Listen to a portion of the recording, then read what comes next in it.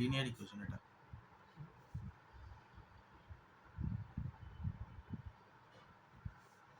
দুখানা এক্সারসাইজ আছে, একটা হচ্ছে 8A, যেটা 8A দেখেই বুঝতে পারছিস যে নর্মাল এইরকম নর্মাল সামস দিয়েই আছে, মানে এখানে কোনো স্টোরি সামস নেই, শুধু লিনিয়ার ইকুয়েশনটা দেওয়া আছে, এই লিনিয়ার ইকুয়েশনগুলোকে হচ্ছে সলভ করতে হবে। আর 8B যেটা আছে, এই 8Bটাতে হচ্ছে লিনিয়ার ইকুয়েশনসের স্টোরি সাম আছে। এই স্টোরি সামসগুলো থেকে হচ্ছে আগে নিজেকে পড়ে লিনিয়ার ইকুয়েশন বানাবো, তারপর সেই লিনিয়ার ইকুয়েশনটাকে হচ্ছে সলভ করবো, বুঝা গেল? তাহলে আমি সবার ফার্স্ট 8A থেকেই স্টার্ট করি।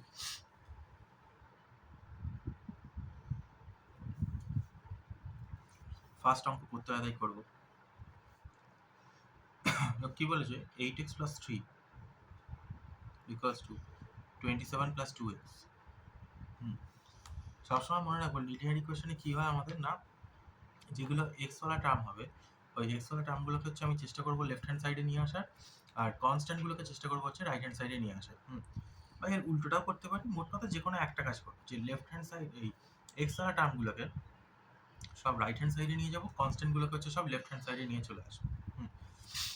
তাহলে এখানে আমি টার্গেট রাখছি যে এক্সগুলোকে হচ্ছে লেফটের দিকে নিয়ে চলে আসবো। তাহলে এবার লেফট আর রাইটটা কার লেফট আর রাইট, ইকুয়ালস টু লেফট আর রাইট। যেমন দেখতে পাচ্ছি এখানে 8x লেফটে আছে, লেফটেই বসে থাকবে। 2xটা হচ্ছে এখানে রাইটে আছে, 2xটা হচ্ছে রাইট থেকে লেফটে আসবে। তাহলে কি হবে, 8x মাইনাস 2x। এবার এখানে একটা জিনিস মনে রাখবো যে যখনই এরকম সাইড চেঞ্জ করবো, সাইড চেঞ্জ করলেই কিন্তু আমাদের একটা সাইন চেঞ্জও হয়। সাইড চেঞ্জ করবো যখন, তখন হচ্ছে সাইন চেঞ্জও হবে।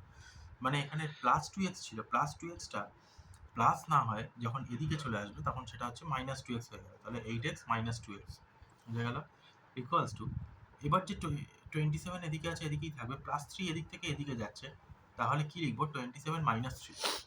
বোঝা গেল ব্যাপারটা, একদম ইজি। তাহলে 8x মাইনাস 2x কত হয়ে যাচ্ছে এখানটাতে, 6x।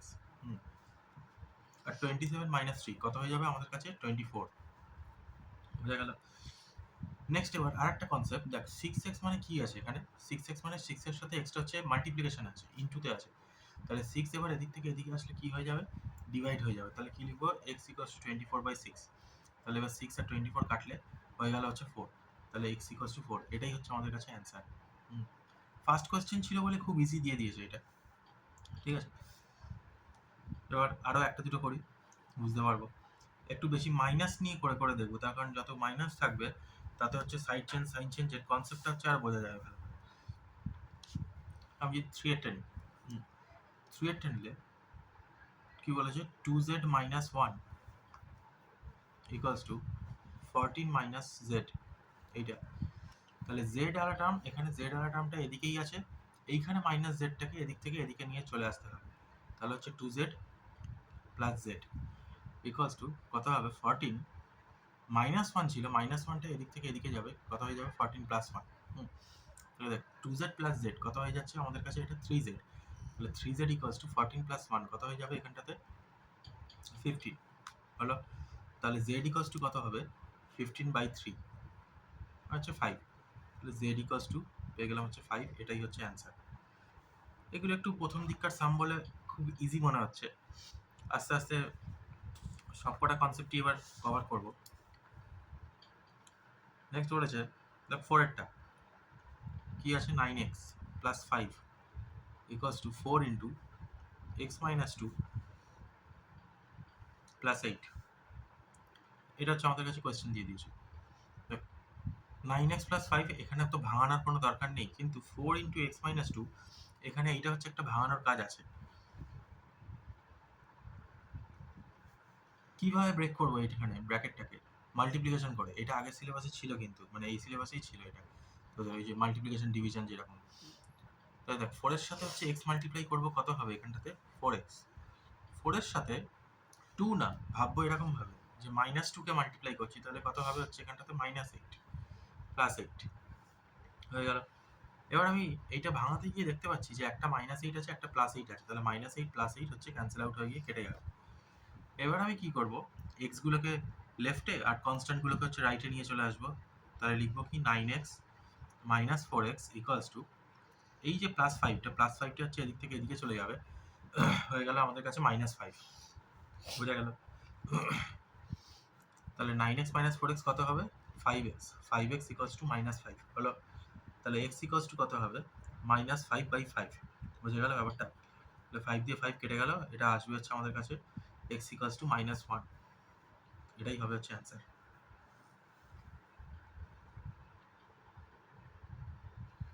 নেক্সট এবার এটা ফ্র্যাকশন নিয়ে এবার একটু কোয়েশ্চেন নাম্বার 6 এরটা কি বলেছে? 3x plus 2y3 equals to 2x plus 1 হলো।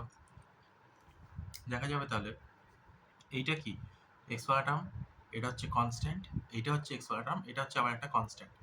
তাহলে আমি কি বলেছি, সব এক্সগুলোকে লেফটে আনবো, কনস্ট্যান্টগুলোকে রাইটে নিয়ে যাবো। তাহলে কি লিখবো? 3x minus 2x equals to, এই প্লাস 2/3কে এদিক থেকে এদিকে আনলে -2/3 হবে, কিন্তু আমি একটু সুবিধাভাবে এইটা লিখলে 1 মাইনাস 2/3।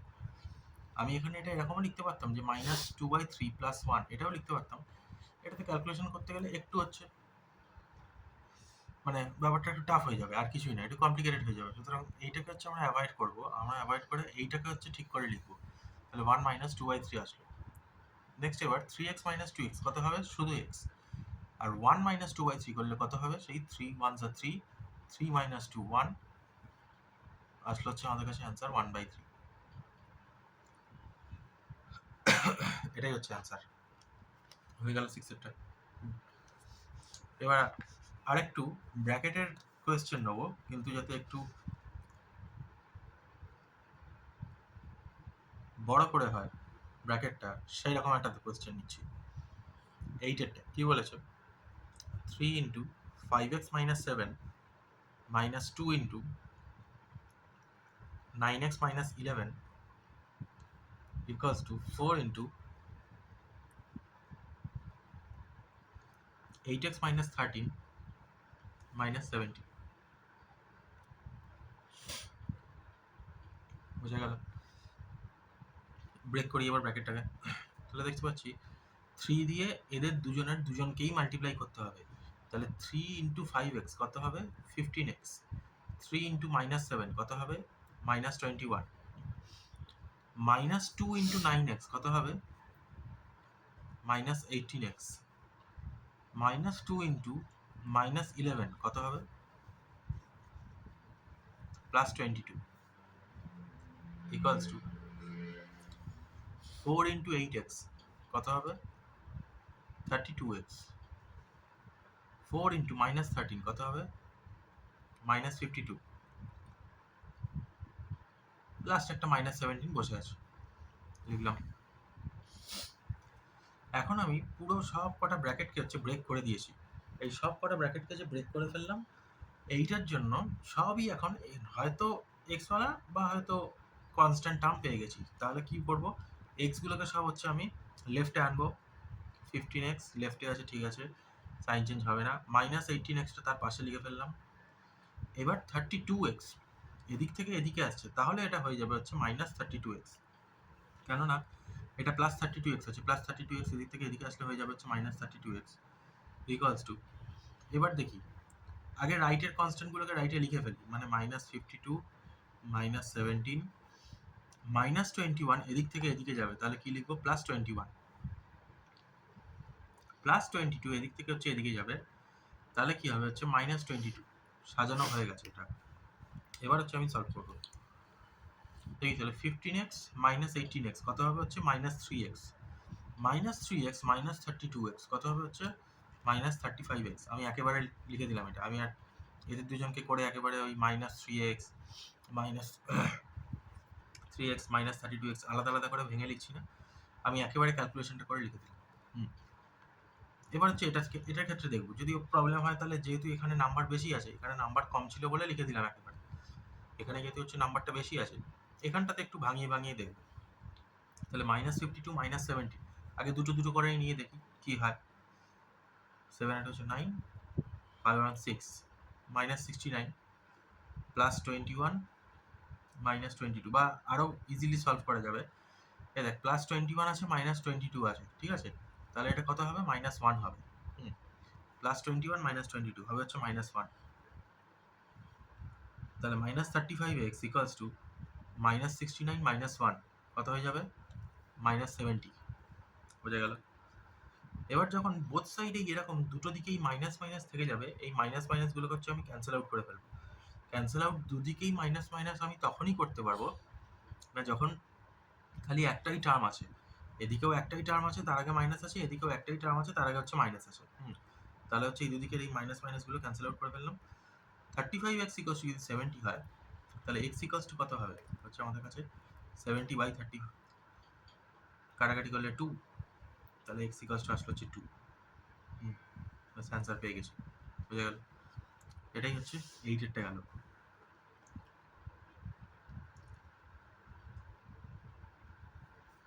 নেক্সট এবার 8-এর পর থেকে যে 9 থেকে যে শুরু হচ্ছে, 9 থেকে 16 অবধি আবার এক কনসেপ্টে চলবে একদম।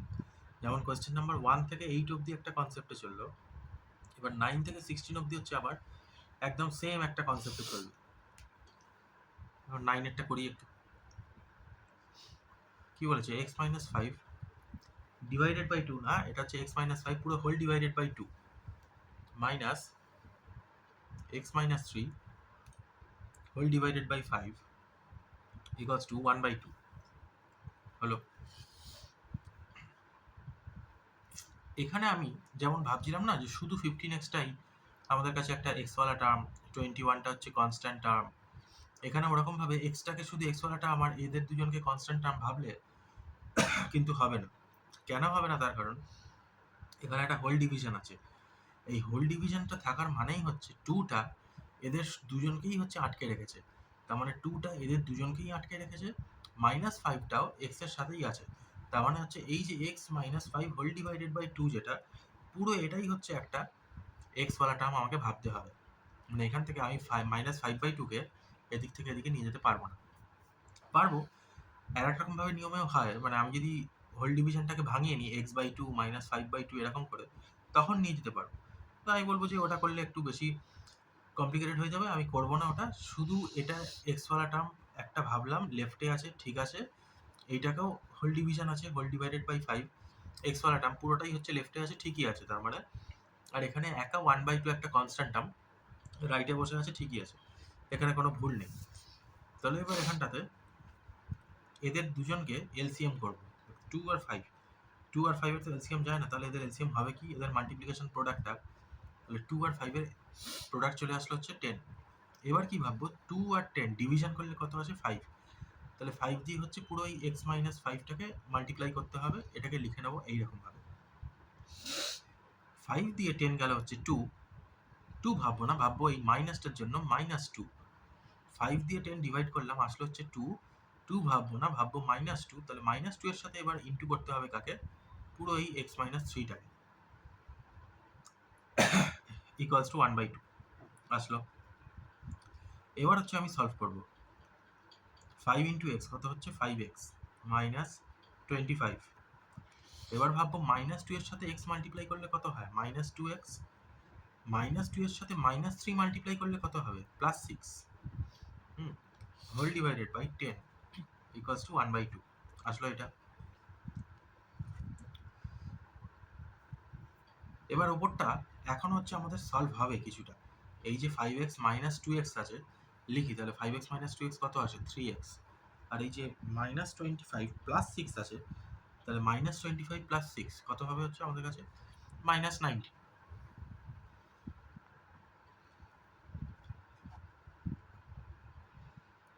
Divided by 10 equals to 1/2।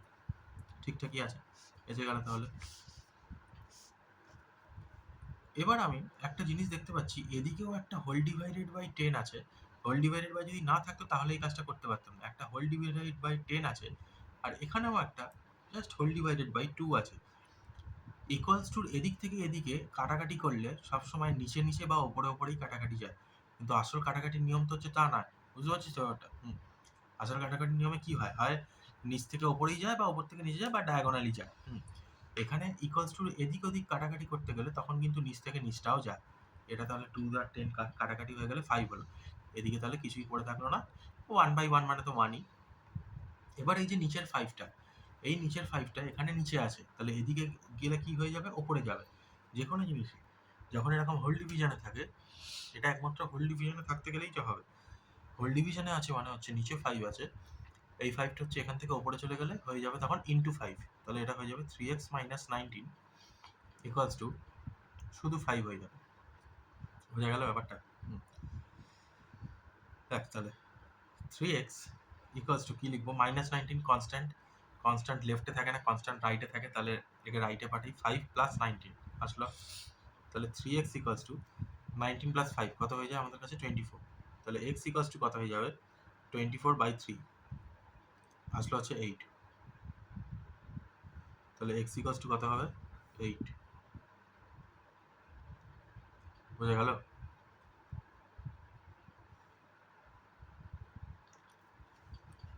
এই 9 থেকে এবার একই কনসেপ্ট নেক্সট কয়েকটা অঙ্কতে এবার রিপিট হবে। যেমন এখানে আগে 11এরটা করব, তারপর হচ্ছে 10এরটা করব।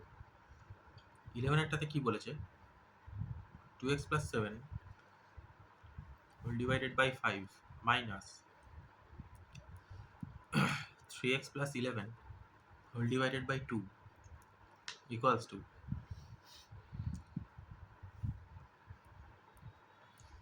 2x plus 8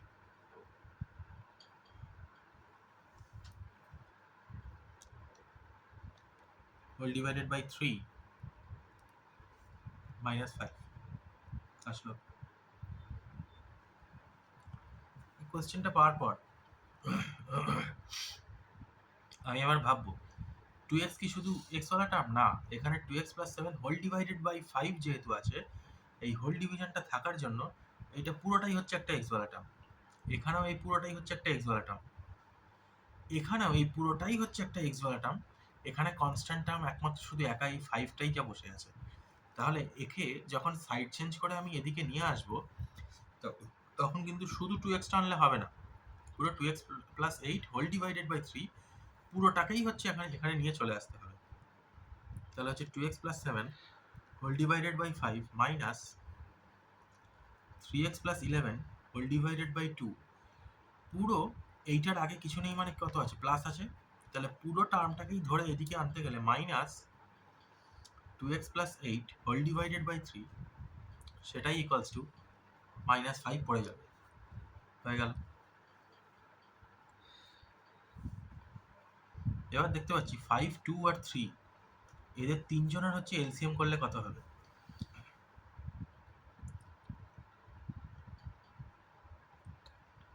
হয়তো না এলসিএম 5 to 10 30, তাহলে এদের এলসিএম করলে হচ্ছে আমরা একটু লাইনটা একটু বড় করে টানবো, দেখতে পাচ্ছি যে তিনটের জন্য জায়গাটা এত বড় নিয়ে নিয়েছে, তো সেই জন্য লাইনটা হচ্ছে একটু বড় করে টানবো।